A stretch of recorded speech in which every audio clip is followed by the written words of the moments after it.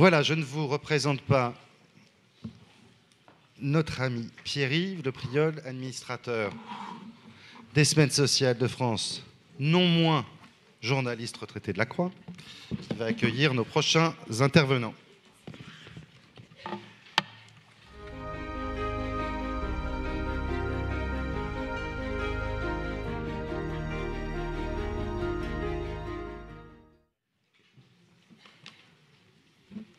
Et j'ajoute que dans le temps de questions-réponses, c'est les jeunes de l'antenne sociale de Lyon qui sont ici présents. Je préfère.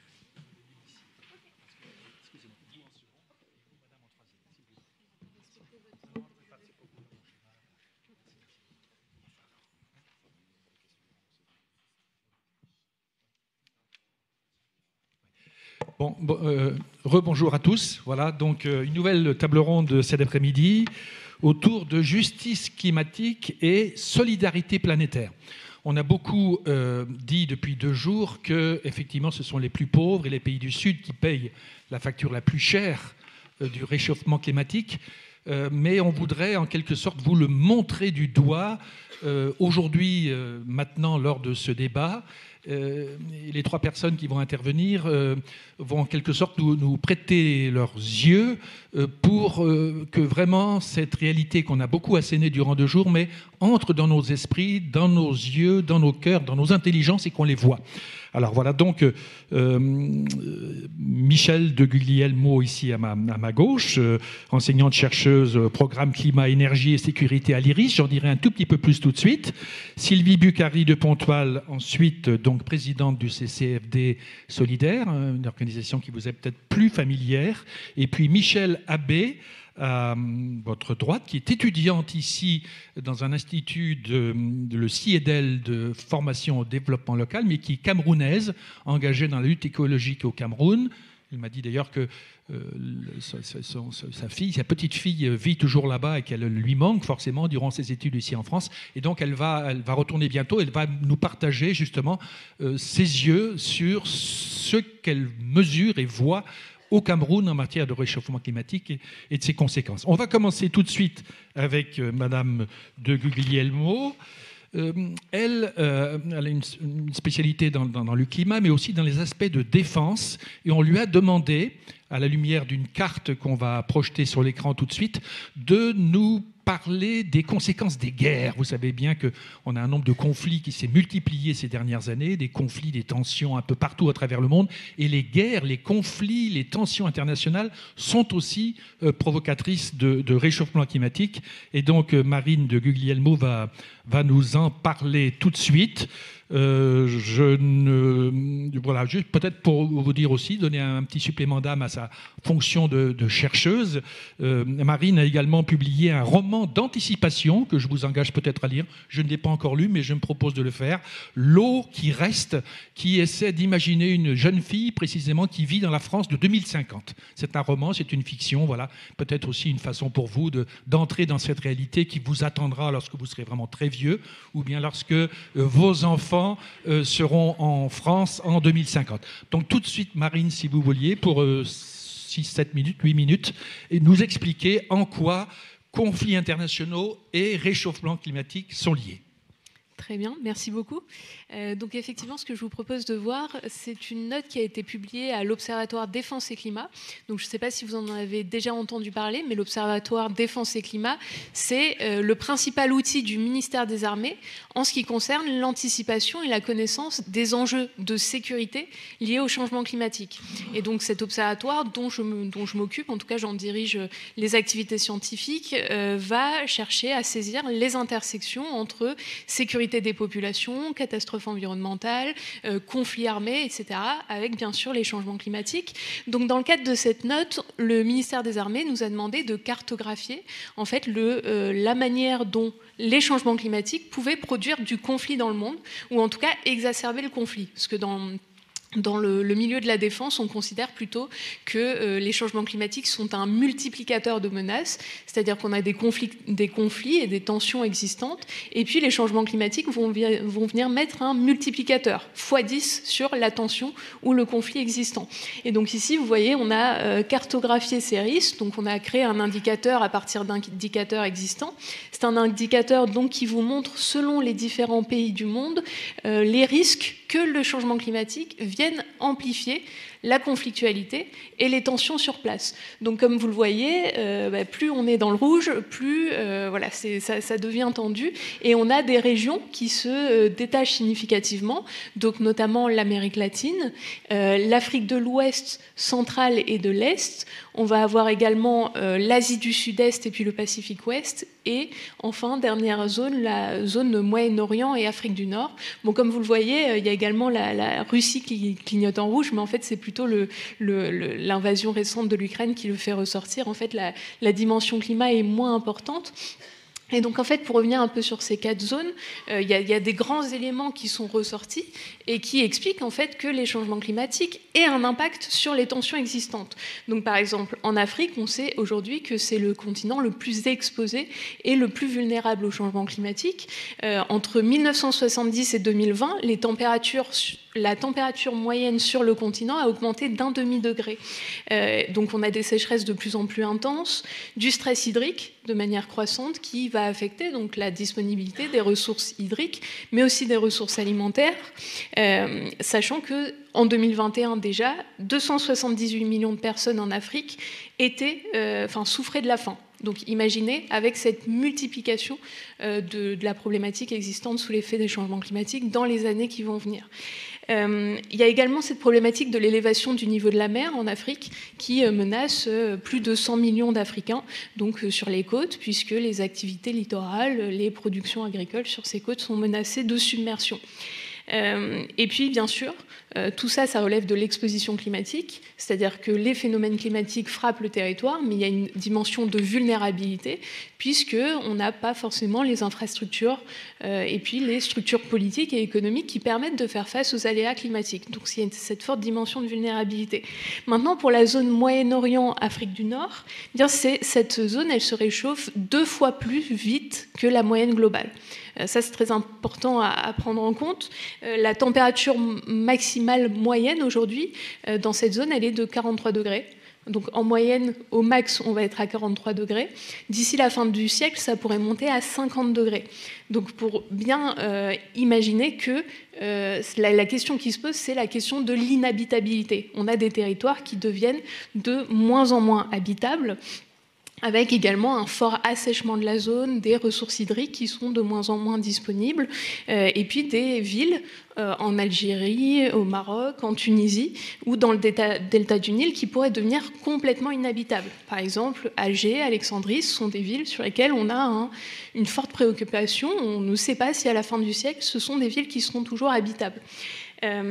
Maintenant, pour vous parler un peu de l'Asie, donc des problématiques complètement analogues, des vagues de chaleur, des sécheresses, des canicules, des inondations, des glissements de terrain qui sont de plus en plus fréquents et de plus en plus intenses, avec également une augmentation de la fréquence des tempêtes tropicales, des cyclones, des typhons, qui font des dommages absolument catastrophiques sur les territoires, et également une montée en flèche de l'insécurité alimentaire, puisque bien, dans une région où la production agricole, elle dépend majoritairement de la pluie et puis de l'irrigation, le dérèglement des précipitations fait que voilà, on a une insécurité alimentaire. Et puis enfin, pour vous donner un dernier petit mot sur l'Amérique latine, donc là vraiment le gros problème, le problème principal lié au changement climatique, c'est celui de la multiplication des aléas météo-climatiques avec des cyclones de plus en plus intenses.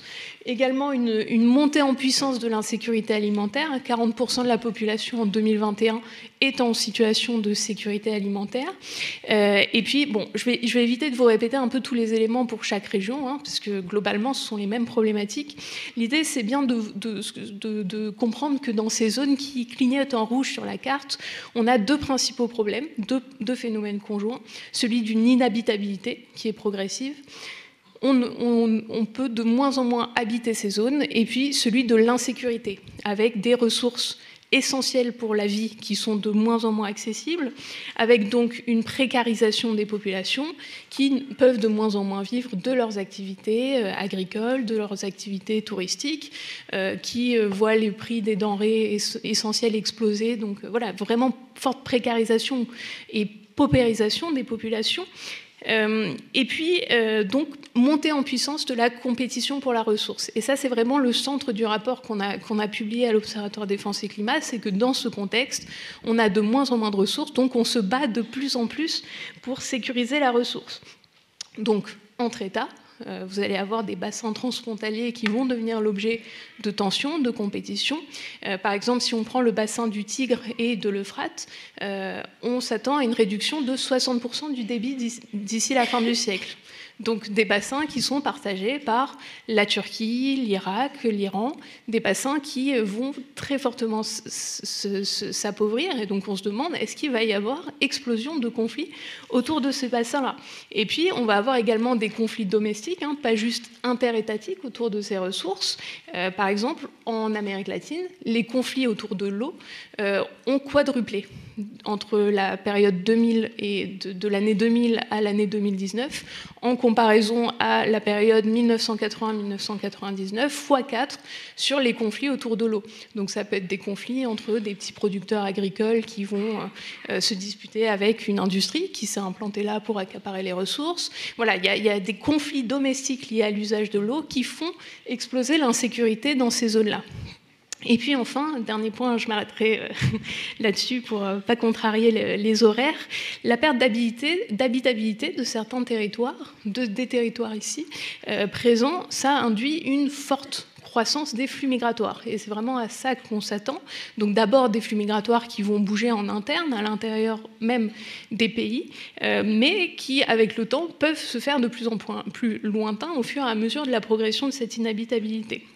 La caractéristique de ces flux migratoires liés au climat, c'est qu'on va vider la population des régions qui sont de moins en moins habitables pour augmenter la densité de population dans les zones qui sont un peu moins exposées aux risques climatiques.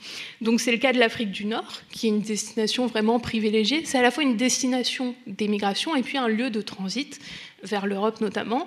Et donc l'Afrique du Nord voit les flux migratoires en destination de l'Afrique du Nord, donc gonflé au fur et à mesure que les changements climatiques se font sentir dans le Sahel, en Afrique subsaharienne, etc. Le problème, c'est que dans ces zones-là, l'augmentation de la population induit une hausse de la compétition pour la ressource, et ça, ce sont des conflits, enfin, en tout cas, un terreau favorable au conflit qu'il faut pouvoir prendre en charge politiquement, et il faut pouvoir anticiper cette montée en puissance du conflit pour la ressource. Et notamment, je pense à la guerre civile en Syrie, qui avait été en large partie favorisée par une forte migration, un retour des agriculteurs ruraux de la Syrie vers les zones urbaines, donc notamment Alep, Damas, etc. Et il y avait eu une augmentation de plus de 50% de la population urbaine, et ça avait créé un terreau favorable à l'émergence du trouble politique. Il n'y a pas de déterminisme climatique, mais en tout cas une nette favorisation de ce conflit-là par l'insécurité environnementale. Je vais peut-être m'arrêter là pour... Merci. Merci à vous. Marine de Guglielmo. Sylvie Bucari, donc présidente de CCFD. Vous êtes avocate au barreau, vous avez aussi présidé le LACAT. Je pense que vous êtes connue d'un certain nombre d'entre nous ici. Évidemment, quand on pense au CCFD, qu'on est donateur, F&D, fin et développement. Donc on se dit, fin et développement, très bien, mais le réchauffement climatique, là-dedans, on ne l'associe pas forcément, la lutte contre le réchauffement climatique, on ne l'associe pas forcément au CCFD. Alors vous allez nous dire pourquoi ça devient aussi pour vous une priorité. Bien parce qu'on accompagne au fond au CCFD Terre Solidaire des organisations, des sociétés civiles des pays du Sud sur de très longues périodes, parfois 10 ans, 20 ans, 30 ans. Et ces populations, elles sont confrontées effectivement à ce défi de la faim, de la sécurité alimentaire, mais dont on a découvert au fil des années que c'était causé par de multiples sources. Et que peu à peu, une source nouvelle a émergé, celle du dérèglement climatique. Et voilà que, historiquement, on luttait depuis des années avec ses partenaires des sociétés civiles du Sud sur les injustices et les inégalités sociales, et que ça s'est croisé, je devrais dire, ça s'est empilé avec le défi climatique. Pourquoi ? Parce que justement, ces populations les plus vulnérables, vous l'avez très bien évoqué, d'une façon globale, eh bien, les principales victimes, ça a été répété largement tout au long de ces 3 jours, ce sont d'abord ces populations très vulnérables, et pour toutes les raisons que vous venez d'évoquer, des pays du Sud. Il se trouve que cet été, après 4 ans d'absence, je suis retournée en mission en Ouganda. Ouganda, un des pays les plus pauvres du monde, qui cumule à peu près tous les défis. Pays très très pauvre, population très vulnérable, une prétendue démocratie qui est l'un des régimes les plus sévères. Les gens sont à ce qu'ils essayent de défendre, notamment la question environnementale, sont assassinés, emprisonnés, disparaissent, on n'entend plus parler d'eux. C'est un pays qui est touché par la sécheresse au nord. C'est un pays qui est touché par les conflits. Le tiers nord du pays, aujourd'hui, est soumis à des rébellions islamiques. La frontière ouest voit des incursions d'un certain nombre de rébellions, et notamment, pas une rébellion, mais la prédation de l'État rwandais et d'un certain nombre de multinationales américaines, chinoises et françaises. Bref, ce pays cumule à peu près tous les inconvénients. Et il y a 4 ans encore, ce pays, qui a plus de 60% de sa population qui a moins de 20 ans, plein de dynamisme, malgré cette avalanche finalement d'obstacles, eh bien, quand j'y suis retournée cet été, la première chose que m'ont dit tous les gens que j'ai rencontrés, que ça soit dans les villes ou dans les zones rurales les plus reculées, c'est, vous savez, il n'y a plus de saison, nous sommes perdus complètement, nous ne savons plus quand il faut semer, nous ne savons plus ce qu'il faut semer, nous ne savons plus quand il faut semer. Vous comprenez ? Aujourd'hui, les sécheresses alternent avec les pluies intenses, elles peuvent intervenir n'importe quand. Nous plantons telle ou telle espèce végétale, et en fait, soit sécheresse, soit pluie, c'était le mauvais moment, et il n'y a plus rien. Et donc un pays qui connaissait l'abondance en termes alimentaires, qui s'est sorti du Covid avec une population qui n'a pas eu faim, c'était rare en Afrique, parce que c'est un pays riche, aujourd'hui, une partie de la population a faim. Voilà ce que peut donner très directement et à l'échelle d'un pays le dérèglement climatique. Alors je ne veux pas vous parler toute seule, et je me suis dit que peut-être ceux qui parleraient le mieux, c'est tous ceux qu'on accompagne. J'ai été obligée d'en choisir quelques-uns, et vous me permettrez juste de faire un petit verbatim de quelques-uns d'entre eux à travers la planète. C'est Claudia, de la communauté Mapuche argentine, qui dit « Cette transition énergétique, une fois de plus, c'est un projet du Nord que nous payons de notre sang et du viol de nos droits ancestraux. » C'est encore Georgine, du Zimbabwe, qui soupire un peu désespérée. Pour celles qui s'occupent de la famille, les matières critiques, ce sont le sol, l'eau, l'air. L'extractivisme agit de conserve avec le patriarcat. C'est la violence. Et cette violence, elle se traduit aussi par la dégradation de la santé des femmes, par les maladies des enfants. C'est aussi Joey, des Fidji, qui souligne « Les petites îles du Pacifique sont menacées de disparition avec la montée des eaux due au réchauffement climatique, et l'on nous incite maintenant à aller chercher des matériaux de transition, dit-il entre guillemets, au fond des mers pour contribuer à nous sauver, et sur fond d'un discours vantant une exploitation prétendument durable des océans baptisés économie bleue. C'est encore Farai, du Zimbabwe, qui dit « mais au fond, les populations locales ne récoltent que des miettes et paient double facture. Le dérèglement climatique, dont le Nord est le grand responsable, et la violence, consubstantielle de l'activité minière. C'est enfin la prière de Bardana, Dayak, de l'île de Bornéo en Indonésie, qui soupire et qui pleure. Arrêtez, arrêtez de détruire la terre. Dieu n'en fabriquera pas une autre. Elle est notre corps, l'eau est notre sang. Je vous supplie de protéger les femmes qui sont en première ligne de la résistance à ces saccages. Alors oui, cette crise écologique, elle frappe toutes ces personnes et à travers elles les populations auxquelles elles appartiennent. Et comme vous l'avez compris, ce sont les plus pauvres.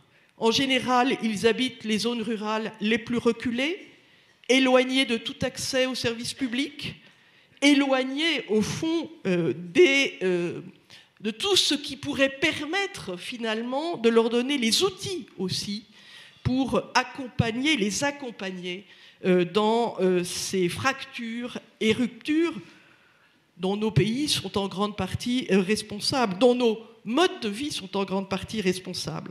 Mais pour couronner le tout, ces pays sont aussi, pour la plupart d'entre eux, en conflit, et notamment pour l'accès aux ressources, vous l'avez évoqué. Ce sont souvent des pays à régime autoritaire, et par-dessus le marché, nous avons des conventions, des contrats. On a évoqué ce matin certaines de nos, disons, entreprises, de nos grandes entreprises ou multinationales qui sont impliquées, parfois pour des raisons, je dirais, prétendument correctes.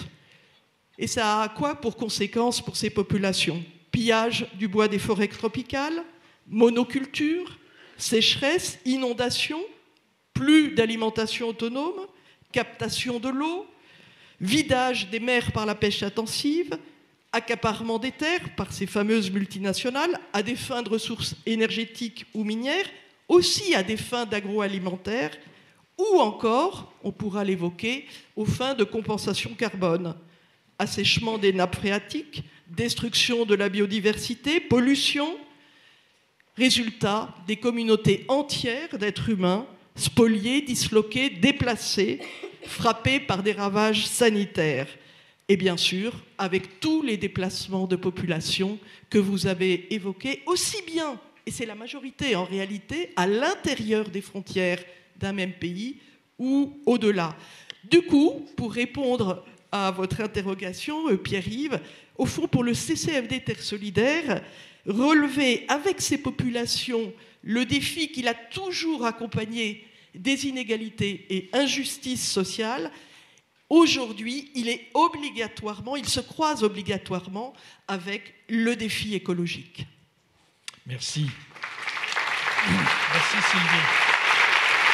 Michel, avant de venir étudier à Lyon, pour quelques années, vous étiez donc militante écologique au Cameroun, et vous me disiez au téléphone, lorsqu'on préparait cet entretien, que, évidemment, vous avez été confrontée au quotidien à des défigurations dans le paysage, dans les choses dans le cadre dans lequel vous viviez. Est-ce que vous pouvez nous prêter vos yeux, en quelque sorte, pour nous montrer les effets que peut avoir le réchauffement climatique dans cette région du Cameroun dont vous êtes issu?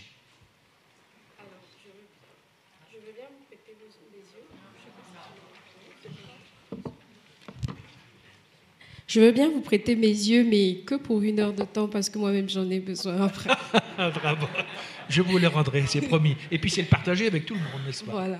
Je voulais quand même souligner, peut-être avant de commencer, que le témoignage que je vais faire n'est pas que le mien, parce que je suis étudiante au CIEDEL, comme vous le savez, et que nous sommes quand même plusieurs nationalités au CIEDEL. Et donc, c'est quand même un travail collectif que nous avons essayé de faire. Donc, ce n'est pas que l'expérience du Cameroun que je vais partager. Et donc, je me sens aussi un peu prise de court parce que beaucoup de choses que vous avez dites sont des choses que j'avais déjà prévu de dire.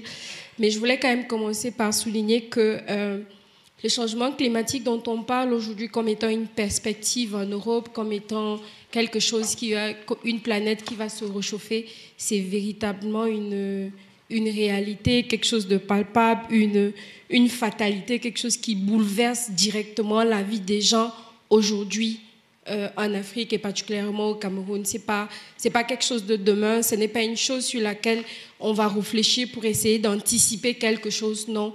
C'est une réalité qui touche les gens aujourd'hui. Les questions environnementales ont un impact énorme dans la vie des gens parce qu'évidemment, les gens ont structuré leur habitat, la façon dont ils mangent, la façon dont ils se vêtissent et tout autour de leur environnement. Et c'est cet environnement-là qui, justement, est en décrépitude. Donc, pour vous prendre quelques exemples, la ville de Kribi, par exemple, au sud du Cameroun, qui est la ville côtière, elle parlait d'érosion. On parle d'une avancée d'un demi-mètre d'eau chaque année. Et donc, ça fait des milliers de populations qui sont obligées de déménager parce que la mer vient retrouver leur maison. La mer ensevelit les maisons. La mer n'ensevelit pas que les maisons, la mer ensevelit les champs. Et la mer ensevelit le bétail. La mer ensevelit même leur terre, sachant que l'accès à la terre, c'est quand même aussi quelque chose qui pose problème, et surtout pour les femmes en Afrique. Donc, il y a cette question-là. Pour vous prendre un autre exemple, il y a la capitale économique du Gabon, qui est un autre pays d'Afrique centrale, qui s'appelle Port-Gentil. D'ici 2050, sera complètement enseveli sous les eaux, parce que Port-Gentil est situé à 4 mètres au-dessus du niveau de la mer, et les scientifiques disent que d'ici 2050, Port-Gentil la mer aura augmenté de 6 mètres. Donc Port-Gentil sera enseveli 2 mètres en deçà de la mer. Et c'est évidemment des millions même de personnes. Bon, le Gabon, c'est un petit pays, on va dire milliers, c'est des milliers de personnes, parce qu'aujourd'hui, la ville réfléchit à comment est-ce qu'elle va déménager carrément et ne plus exister. Si vous arrivez à Douala, c'est aussi au bord du Vouri, c'est aussi la partie littorale du Cameroun. Si vous y vivez constamment, vous allez entendre qu'un enfant a été emporté par la pluie ou par les inondations parce que constamment, l'eau monte. L'eau monte tellement qu'elle est tellement forte qu'elle peut amener des enfants de 6-7 ans. Et c'est des parents qui perdent leurs enfants comme ça parce que l'eau est montée et la ville a été inondée. Donc, les changements, c'est aussi les migrants climatiques. C'est des personnes qui quittent leur village parce que le village est devenu trop sec, le sol ne produit plus, parce que la température est devenue invivable, parce qu'on a planté et que tout a séché, parce qu'on ne savait même plus à quel moment planter, parce qu'il a trop plu et que la pluie a emporté complètement tout ce qu'on avait semé, au Cameroun, par exemple, c'est en mars qu'on commence à semer et donc qu'on commence à préparer le sol parce que la pluie est arrivée fin mars. Parfois, donc mars, il y a quelques pluies, vous commencez à préparer le sol et puis début avril, le sol sèche complètement et vous ne pouvez plus semer.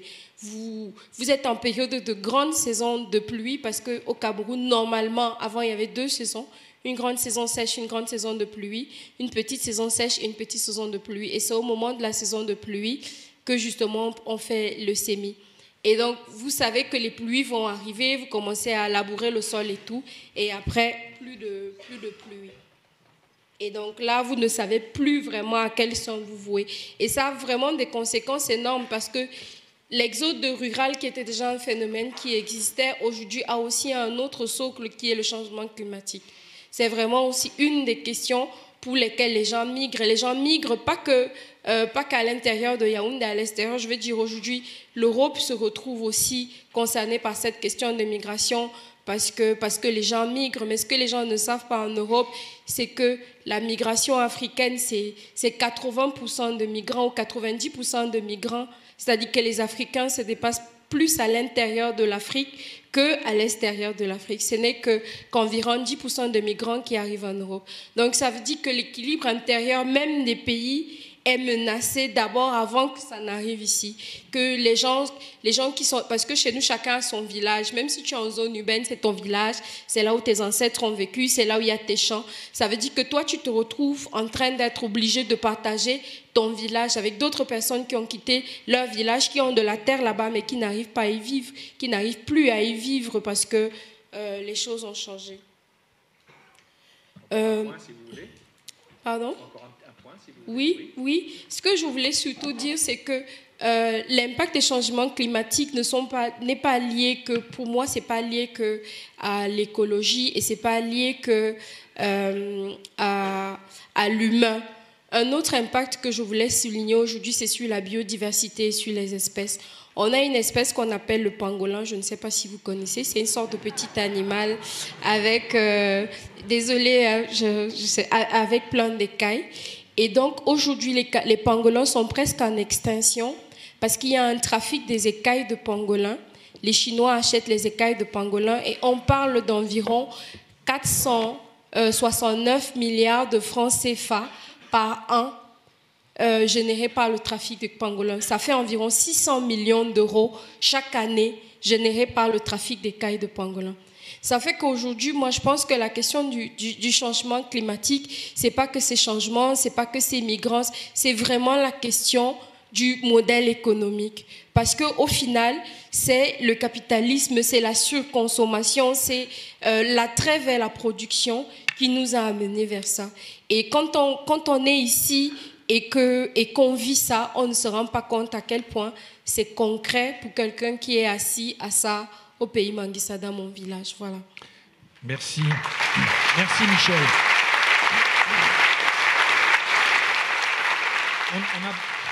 Merci, Michel.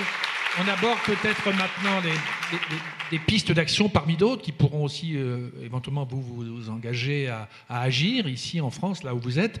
Différentes pistes d'action. Je vais redonner la parole donc à Marine de Guglielmo tout de suite et peut-être pour qu'elle nous dise, parmi les pistes d'action notamment, qu'elle nous explique aussi, parce qu'elle a travaillé là-dessus, elle n'a pas pu le développer tout de suite, mais ça me paraît intéressant, qu'elle nous dise aussi en quelques mots, parmi les mauvaises pistes d'action, il y aurait ce qu'elle appelle le technosolutionnisme, l'illusion, la chimère qui consisterait à penser que la technique à elle seule réussira à nous faire surmonter ces problèmes.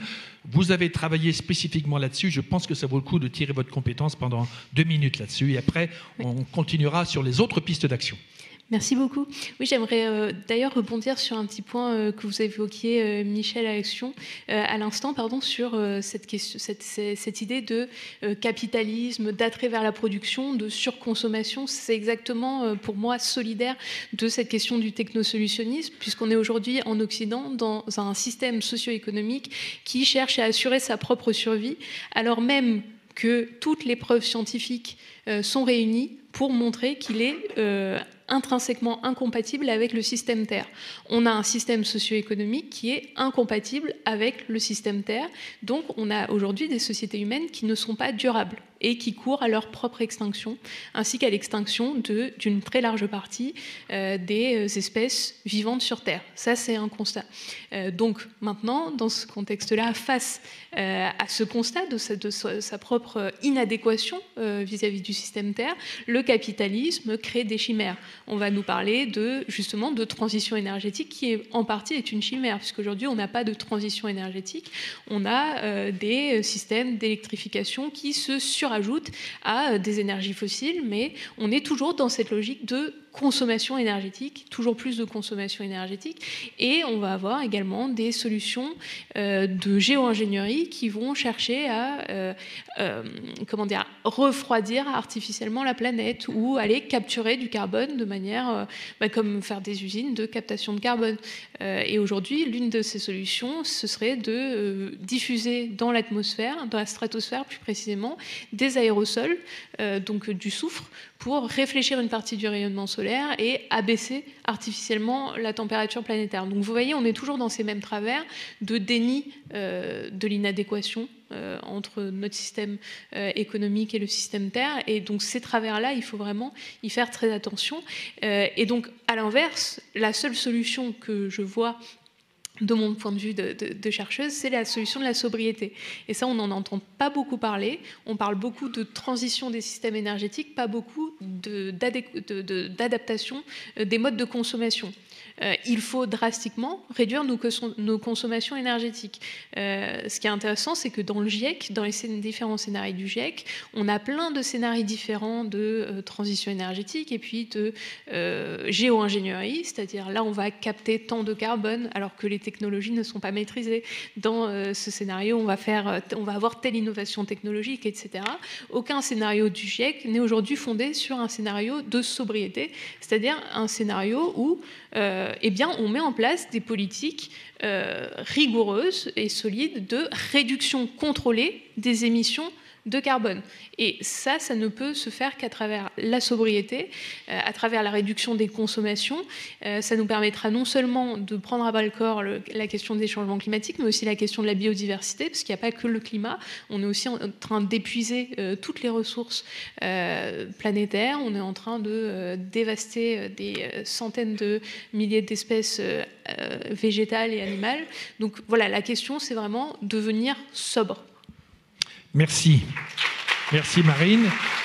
Sylvie, alors vous aussi, des pistes d'action, vous en avez déjà tout plein au CCFD, plein de formes de financement, etc. Est-ce qu'il y a des voies nouvelles que vous voyez également s'ouvrir devant vous, vers lesquelles pourraient aller éventuellement nos dons, des pistes que vous n'avez pas encore explorées et qui s'ouvrent comme prometteuses pour précisément lutter contre les excès et les conséquences du réchauffement climatique? Alors en fait, il y en a plein, extrêmement diverses, extrêmement variées. Je pense qu'elles sont toutes complémentaires. Mais avant, en préliminaire, je voudrais souligner qu'il y a peut-être... on travaille depuis quand même des années sur certains principes d'action. Et ils me paraissent très importants. Ils ont été formulés, mais je voudrais les ramasser. Au fond, on est fort quand on est ensemble. Donc c'est travail en collectif. Au sein de la société civile française, ça a été suffisamment évoqué ces 2 derniers jours. Moi, je dis simplement, entre toutes les sociétés civiles dans le monde, aussi bien entre les sociétés civiles du Sud qu'entre les sociétés civiles Nord et Sud. Mais pas seulement, et ça a été aussi, je trouve, bien illustré dans la journée d'hier, tous les acteurs sont importants. Et donc, il faut mettre tous les acteurs autour de la même table, que ce soit les acteurs de la société civile, les syndicats, les associations, je ne sais pas moi, les ordres professionnels, toutes les configurations, les mouvements plus récents de jeunes, etc. Mais aussi les acteurs économiques. Et des acteurs économiques, il y en a de différents types, même les moins vertueux. On voit bien qu'on ne peut pas se passer des entreprises, quelles qu'elles soient. Évidemment, les acteurs politiques, que ce soit au niveau des États, au niveau des collectivités territoriales, ou aussi les organisations internationales et régionales. Un deuxième principe, pour moi, c'est au fond qu'il faut faire vivre la solidarité de l'information et de la formation entre pairs. Pairs, P-A-I-R-S. Ce que nous appelons, selon une vieille tradition en France, l'éducation populaire. C'est-à-dire partir des savoirs traditionnels, des savoirs beaucoup plus innovants et modernes. Ça me paraît, là encore, une des clés. On apprend et on se transforme réellement, et donc on change réellement nos modes de vie, que si finalement ce sont des gens dont on peut comprendre les clés culturelles, les cadres de compréhension, et on se convainc plus facilement que si on est dans des ordres descendants en écoutant des experts venus d'ailleurs ou de plus loin. Et du coup, il me semble qu'il y a des tas de champs sur lesquels on peut avoir un impact climatique. Alors, il y a des champs les plus traditionnels, classiquement, transformer les modes de pratique de l'agriculture, l'agroécologie, l'agroforesterie, ça a été évoqué. Peut-être, dans ces dernières années, on s'est rapproché, alors Marine me comprendra bien, avec les chercheurs académiques. Nous, les gens du terrain, pour se dire, il y a quand même des choses qui ne vont pas et on ne comprend pas pourquoi ça ne va pas. Depuis le Covid, et accéléré par la guerre entre Ukraine et Russie, on a vu les prix des produits agricoles et alimentaires flamber, avec une très forte inflation. Alors on se dit, ben oui, les transports font que ça s'est raréfié, etc. Eh bien, c'est pas l'unique et sans doute pas la principale raison de cette flambée des prix. Aujourd'hui, en travaillant et en croisant nos constatations et avec la richesse des scientifiques, nous avons compris que l'essentiel de cette flambée des prix vient de la spéculation financière de prix agricoles décidés soit sur la bourse de Paris pour l'Europe, soit à l'échelle mondiale sur la bourse de Chicago. Autre, et peut-être que ceux-là sont plus nouveaux comme instrument, vous avez l'action en justice.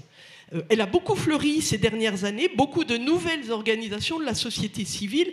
On a pu éventuellement l'entendre ce matin à travers ce qu'on nous a raconté sur les Amis de la Terre, Reclaim Finance. Eh bien, nous aussi, nous nous y sommes mis en collectif, d'une part pour mettre les grandes multinationales de la production des ressources énergétiques ou de l'extraction minière devant leurs responsabilités, et les financeurs et leurs compagnies d'assurance et réassurance. Pour notre part, nous sommes concernés par Total, mais aussi, c'est peut-être moins connu, par EDF via des filiales, notamment en Amérique latine.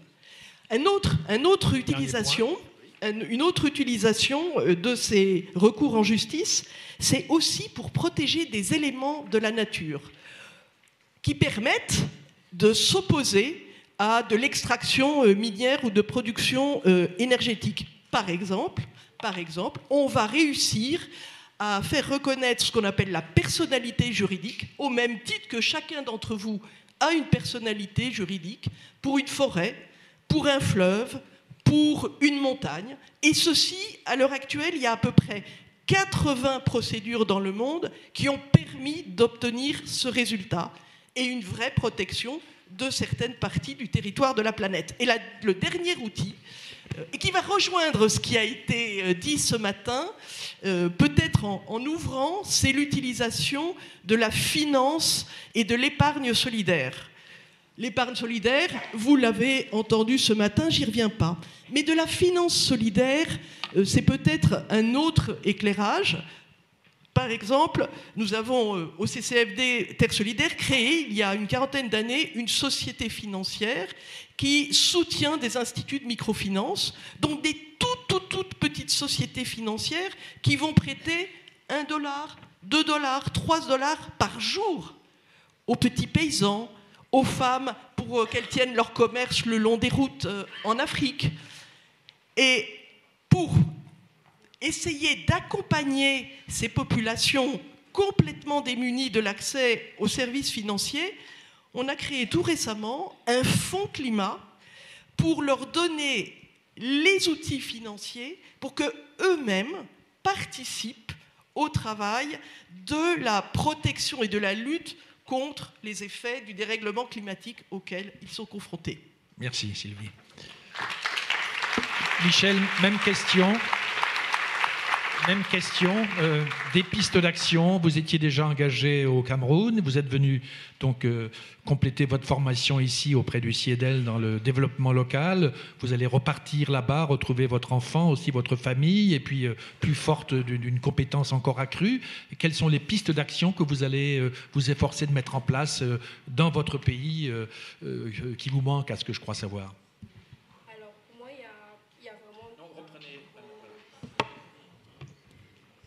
Alors pour moi, il y a vraiment différentes pistes d'action qui concernent à la fois les sociétés civiles et les États. Il y a le renforcement des liens entre les sociétés civiles, parce qu'aujourd'hui la question climatique, c'est-à-dire que les dégâts sont faits ici et les conséquences sont subies là-bas.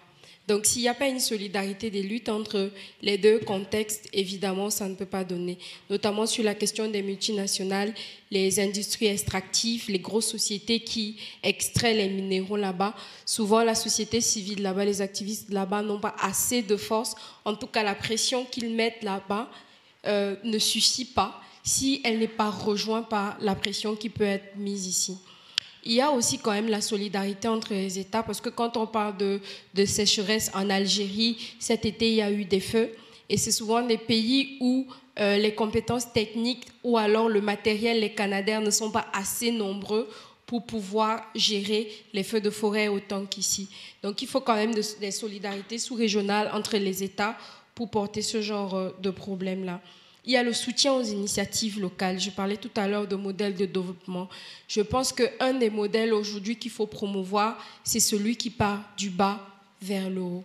Il y a beaucoup de petites associations, il y a beaucoup de populations, il y a des communautés dans les villages qui font des choses, mais qui n'ont pas une aura assez forte pour être entendues ici et pour trouver des partenaires.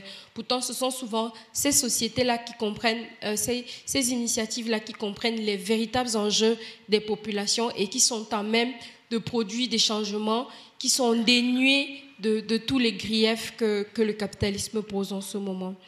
Il y a le questionnement qu'on doit avoir sur le fait qu'aujourd'hui, la question des changements climatiques s'appuie un peu plus sur la responsabilité individuelle des personnes, alors que la plus grosse pollution est quand même produite par les multinationales et les États. Il faudrait que les sociétés civiles et les personnes arrivent à déplacer le débat de la responsabilité individuelle, parce qu'il y a quand même une prise de conscience collective. Chacun collecte ses déchets, chacun change ses habitudes, mais ça ne suffit pas. On sait aujourd'hui que si chacun au niveau individuel change ses habitudes, ça ne change pas grand-chose. Tant qu'il y a des tankers qui partent de Thaïlande pour aller vendre les habits aux États-Unis et qui portent 20 000 conteneurs et qui polluent beaucoup plus, il y a cette question-là qu'il faut adresser. Il faut aussi se mobiliser vraiment sur cette question de le sens qu'on donne au développement aujourd'hui. Parce que pour moi, c'est vraiment le nœud gordien des changements climatiques et de la façon dont l'humain avance aujourd'hui. Comment est-ce que les activistes ou les personnes qui sont engagées arrivent à mettre dans l'agenda international la question du chemin qu'a choisi le développement aujourd'hui, qui, pour te rejoindre sur ton constat, qui est complètement excentré de ce qu'il devrait être ou des réalités que les gens vivent. Comment est-ce qu'on pense une façon de progresser? Parce que moi, j'aime pas le mot développement. Je trouve qu'il porte en lui-même les stigmates d'une certaine façon de faire. Comment est-ce qu'on pense une progression qui place l'humain au centre et qui résout le problème beaucoup plus globalement que si on ne parlait que au niveau du changement climatique. Parce qu'il y a les changements climatiques, mais il y a les guerres dans le monde, il y a la question du néocolonialisme et plein d'autres questions aujourd'hui qui sont vraiment chacun tous des têtes d'une certaine hydre. Et donc, on passe le temps à couper des têtes qui repoussent, alors qu'il y a un problème qui est le problème de fond, qui est vraiment la façon dont l'humain a pensé son rapport à la Terre aujourd'hui. Et pour finir, une dernière chose, il y a la question du financement qui est très très importante en Afrique, parce qu'il y a un certain nombre de financements, de mécanismes qui ont été pensés dans les COP et dans tous les sommets sur le climat. La question des crédits carbone et le fonds vert, c'est des fonds qui normalement devaient être versés aux pays africains pour qu'ils puissent au moins supporter les effets du changement climatique qui ne sont pas toujours effectifs aujourd'hui. Si on payait à l'Afrique les crédits carbone, ou si les fonds verts étaient tous aussi accessibles que ce que les propres engagements que certains États ont pris, hein, parce que là je suis en train de parler de la COP, ça donnerait quand même aux États les moyens pour pouvoir réguler un certain nombre de questions. Quand on doit déplacer une capitale comme Port-Gentil, évidemment c'est beaucoup d'argent, et aujourd'hui on se bat plus encore nous pour manger, pour vivre ou pour avoir de l'eau ou de l'électricité que pour déplacer des villes, et ça c'est une question. Merci Michel.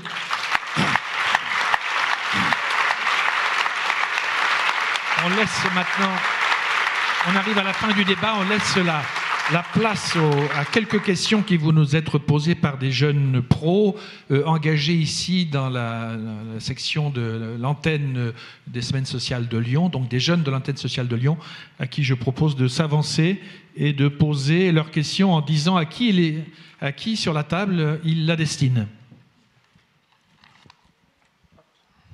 Bonjour, vous m'entendez, c'est bon? Oui. Ça va. Alors Alors la première question, c'est un peu pour, je pense plutôt pour Marine et peut-être un peu Sylvie. On voit aujourd'hui qu'il y a beaucoup de migrations qui sont liées donc, aux guerres, etc., et qui sont aujourd'hui un vrai sujet, qui sont malheureusement difficilement gérables, voire impossibles. Et dans les années à venir, comme vous avez expliqué, il va y avoir beaucoup de migrations liées au changement climatique et à ces modifications. Et voilà, quels sont les leviers d'action pour gérer les deux qui vont grandir dans les années à venir? Et est-ce qu'on est capable de les chiffrer sur les années à venir, et qui plus est, comme vous l'expliquiez, qui c'est aujourd'hui une réalité et qui n'est pas forcément quantifiée aujourd'hui? Autour donc des migrations, je ne sais pas. Oui, je vous en prie, oui. Oui, merci pour cette question. Pour la question de est-ce qu'on peut les chiffrer, c'est extrêmement compliqué pour l'instant. On a déjà du mal à avoir les chiffres des migrations des 20 années précédentes, tout simplement parce que on n'a pas forcément les structures suffisantes pour aller surveiller des déplacements humains. Il y a toujours des migrations formelles, des migrations informelles. Enfin voilà, c'est extrêmement compliqué de chiffrer ça et on n'arrivera pas forcément non plus à faire des estimations concrètes.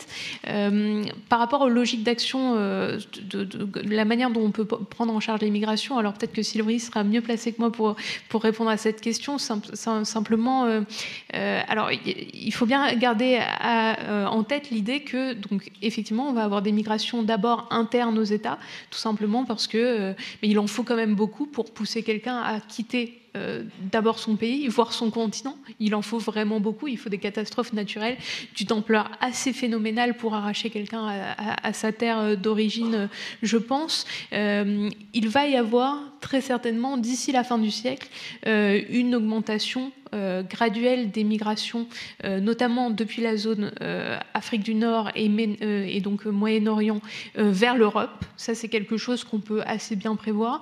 On ne saurait pas le chiffrer. Ce sera une portion vraiment infime de l'ensemble des migrations environnementales qui auront lieu à cause des catastrophes climatiques. Clairement, le premier point qu'il faut garder en tête, c'est le point de la coopération, de la solidarité et de la coopération. C'est-à-dire qu'aujourd'hui, il faut pouvoir être en mesure de coopérer avec les États les plus vulnérables et puis d'organiser l'accueil du mieux qu'on va pouvoir. Et aujourd'hui, on n'est pas du tout dans cette logique-là en Europe. On voit bien qu'on n'est pas du tout dans une logique de coopération autour des migrations. Bien au contraire, il y a une sorte de déni, cette idée que finalement, ce qui concerne un autre continent, ça ne concerne qu'un autre continent et pas nous. Et ça, c'est c'est vraiment sous-estimer le changement climatique, puisque ce qui arrive aujourd'hui dans toutes les zones qu'on a citées, ça va arriver demain en Europe.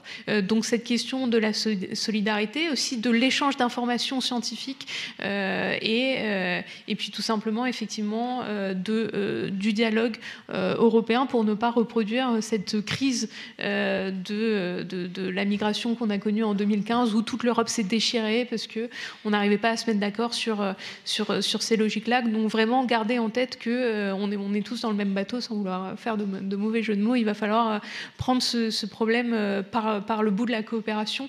Sinon, j'aime bien prendre cette expression d'Antonio Guterres qui est sorti il n'y a pas très longtemps. S'il n'y a pas de solidarité, ce sera un suicide collectif. Donc, Une autre question, s'il vous plaît. Voilà. Vous vouliez peut-être...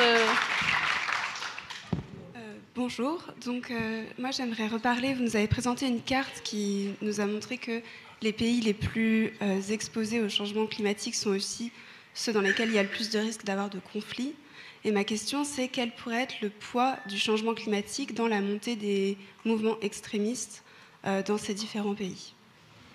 Bon, on redonne la parole à Marine, donc, et puis j'espère qu'il y aura une troisième question pour nos autres intervenants, hein, si vous voulez bien. Alors juste un petit point de précision, par mouvement extrémiste, qu'est-ce que vous voulez dire exactement ? Alors je pensais peut-être à Boko Haram dans certains pays, et après sinon, alors je ne sais pas si on peut aussi parler de ça, mais on voit qu'en Argentine, il y a eu un président d'extrême droite qui vient d'être élu. Est-ce que...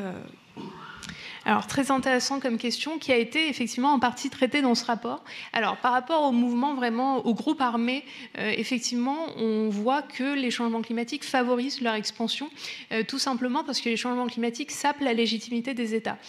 Quand vous n'arrivez plus à nourrir votre population, qu'elles ont de moins en moins accès à la ressource, qu'elles se paupérisent, vous avez très naturellement des mouvements donc, qui ne sont pas des mouvements étatiques, qui vont prendre la main sur ces populations, leur proposer de la sécurité financière, de la sécurité alimentaire, en échange de la coopération des populations.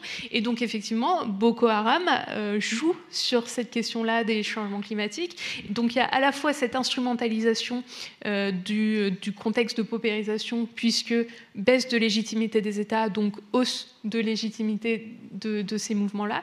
Et puis, par ailleurs, on va avoir parfois des formes d'arsenalisation des ressources alimentaires ou hydriques, c'est-à-dire que ces mouvements vont aller, par exemple, pour faire pression sur une population très précise, empoisonner les cours d'eau, faire plein de choses comme ça pour, justement, dans un contexte de raréfaction de la ressource, faire plier les populations. Donc, point très important, montée en puissance, effectivement, des groupes armés. Pour ce qui est maintenant de l'extrême droite, donc, effectivement, c'est en lien, en fait, avec la première question qui a été posée, puisque, manifestement, les changements climatiques sont en voie d'exacerber les phénomènes migratoires, mais encore une fois, c'est une science encore aujourd'hui très instable et on n'a pas forcément tous les tenants et les aboutissants.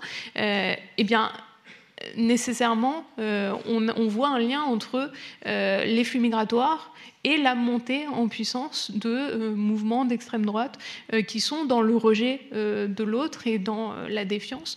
Et donc, vous avez complètement raison de poser cette question. C'est quelque chose, je pense, qui n'est pas non plus étranger à la montée de l'extrême droite en Europe. Donc, il y a vraiment cette corrélation qui sera très importante et très intéressante à suivre dans les prochaines années. Une dernière question avant la fin de notre débat, si vous voulez bien. Et donc là, on va donner la parole à nos deux autres intervenantes, assurément. Voilà, je vous en prie. Alors, la dernière question qu'on avait, c'était sur la conséquence du changement climatique sur la géopolitique, notamment, par exemple, quand on voit en Afrique, on voit aujourd'hui que les grands pays, par exemple, comme la Chine, la Russie, qui investissent les lieux, etc., est-ce que derrière les migrations des populations, comme on le voit aujourd'hui internes, est-ce que ça ne va pas profiter un peu aussi à cette géopolitique qui peut être dangereuse et qui l'est déjà aujourd'hui, et également qui puisse en profiter dans les années à venir sur les migrations climatiques? Je ne sais pas si vous voulez répondre à la question, Michel, éventuellement, sur... Voilà, vous avez compris la question. Vous aussi, voilà, et après vous terminerez. Voilà. Donc, l'équilibre géopolitique bousculé par le réchauffement, des nouveaux pays d'influence qui arrivent. On vient de parler de la Chine en Afrique, etc. Tout ça. C'est sûr que les nouveaux pays qui arrivent, comme la Russie et la Chine, ont un impact au niveau des changements climatiques parce que, par exemple, au Cameroun, la Chine produit du riz. Elle produit du riz au Cameroun qu'elle revend en Chine, qu'elle ne vend même pas aux Camerounais. Et c'est des hectares et des hectares de terrain qui sont souvent cédés par les États au détriment des populations locales, puisqu'on parle du domaine national. L'État décide de céder une certaine part de son domaine à des multinationales et tout. Mais je pense qu'aujourd'hui, ces changements géopolitiques ont très peu d'impact sur les migrations. Et, parce qu'au niveau individuel, ce n'est pas comme ça que c'est perçu par les gens. C'est-à-dire qu'au niveau individuel, aujourd'hui, qu'est-ce qui fait partir les gens? C'est parce qu'ils sont... c'est pas parce qu'un Chinois s'est installé ou un Russe, c'est un autre rapport. Les gens ont une autre perception de l'arrivée de ces puissances-là. La colonisation et même peut-être l'esclavage, puisqu'on sait aujourd'hui que les chocs sont génétiques et restent dans les gènes des humains. La colonisation fait que les Africains, de façon grossière, et je ramasse, ont un autre rapport à l'Europe. C'est vraiment, je vais vers autre chose que ce qui m'a été proposé maintenant, parce que c'est sûr, ça n'a pas marché. Donc, ces pays-là n'amènent pas les gens à partir, parce que pour l'instant, pour les gens, c'est des petits problèmes à une petite échelle. Ce n'est pas de l'ordre des relations vraiment entre les États. Ce qui fait partir les gens encore, c'est déjà parce qu'en Afrique, on a des peuples dont la migration aussi fait quand même partie de l'histoire. Ça, c'est quelque chose qu'on a tendance à oublier à l'échelle du monde, mais la migration est inhérente à l'être humain. Le monde tel qu'on l'a actuellement, c'est construit à base de la migration. Et donc, on a des peuples où il y a cette culture encore ancrée qui est restée traditionnelle de se déplacer d'un point ou un autre. Comme au Cameroun, on a les Mbororo, par exemple, que l'État appelle à se sédentariser, mais qui sont des peuples qui sont nomades, qui bougent. Donc, il y a d'abord cette culture globalement de la migration, mais il y a aussi cette envie d'un ailleurs, pour quelque chose de meilleur, parce qu'évidemment, nos États sont en faillite eux-mêmes. Les États le reconnaissent. Et aussi, ça ne va peut-être pas plaire à tout le monde, mais il y a quand même ce sentiment d'injustice, parce que quand on parle de justice sociale, l'Afrique, aujourd'hui, a le sentiment d'être le pot dans lequel on puise la nourriture, mais pas la bouche dans laquelle on la met, juste pour imager. Bonne image. Donc, il y a ça Merci, aussi. Michel. Et donc, Sylvie, voilà, vous avez le mot de la fin pour une minute ou deux, si vous voulez bien. Oui, je vais rebondir à la fois sur ce que Marine et Michel ont dit et à vos 3 questions finalement. Juste un point d'éclairage. L'ONU a chiffré quand même, à horizon 2050, un chiffre qui vaut ce qu'il vaut, qui est de plus 250 millions de migrants climatiques. Mais face à ça, moi je voudrais souligner ce que nous observons vraiment au ras du terrain et à hauteur de femmes et d'hommes. C'est qu'en fait, les personnes qui partent vers l'exil, elles confondent sur leur seule personne toutes les raisons de l'exil, que ce soit économique, que ce soit politique, que ce soit climatique. Ce qui fait qu'aujourd'hui, à la fois pour respecter la dignité de ces personnes et puis la réalité de ce que nous observons, nous n'aimons pas trop faire ces clivages qui se traduisent malheureusement chez nous, dans nos pays, par la discrimination, par la mise à l'écart et presque la déshumanisation de ceux qui ne seraient pas les exilés, les migrants corrects, c'est-à-dire politiques. Exactement. Et ça, je pense que c'est très important de le souligner. La deuxième chose, pour détruire une idée toute faite, et vraiment, on la porte fortement, c'est que toutes les études, jusqu'à aujourd'hui, depuis à peu près 70 ans, menées dans le cadre des sciences sociales, montrent exactement l'inverse dans la société française. Autrement dit, l'ouverture aux autres, différents et venus d'ailleurs, est de plus en plus grande, notamment chez les générations les plus jeunes. Et c'est en fait chez les générations les plus âgées qu'il y a une moindre ouverture et tolérance, et ceci vaut pour toutes les classes sociales. Ça, c'est la réalité objectivée par la recherche académique dans les sciences sociales. Mais, qu'est-ce que nous transfèrent ou nous rapportent ou nous communiquent les responsables politiques, les médias, tous les supports de médiation? C'est exactement le contraire. Et donc, il y a une espèce de diffusion dans la société française, dans l'opinion publique, qu'en fait, il est bon, il est juste, et c'est même vital pour la préservation et de notre pays et des populations, notamment les plus défavorisées, que l'étranger, celui qui est autre et différent, est une menace. Mais lorsqu'on mène les enquêtes, les études, et ce ne sont pas des sondages, là ce sont des véritables enquêtes sur des grands volumes de population, et c'est documenté depuis à peu près 70 ans. Au contraire, c'est un chiffre constant, jusqu'à aujourd'hui, d'augmentation de l'acceptabilité de l'autre venu d'ailleurs. Donc ça aussi, je voulais le remettre, parce que ça veut dire qu'on a une responsabilité en tant que citoyen, en tant que chrétien, autour de nous et plus largement, de bien remettre ça en place là où ça doit être.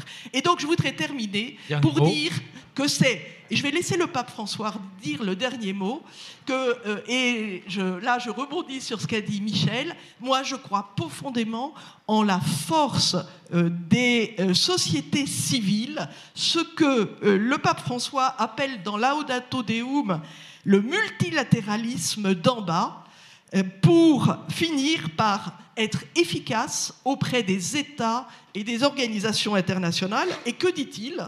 Que dit-il ? Il dit que la solidarité planétaire, au fond, elle est à la racine de toute action, et donc elle est efficace parce que radicale, et je le cite, « Les revendications qui émergent d'en bas partout dans le monde, où les militants des pays les plus divers s'entraident et s'accompagnent, peuvent finir par exercer une pression sur les facteurs de pouvoir. »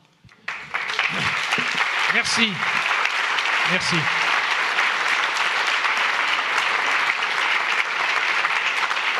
La parole finale au pape François. C'est très bien. Merci Sylvie. Merci beaucoup. On laisse la place à la table ronde suivante.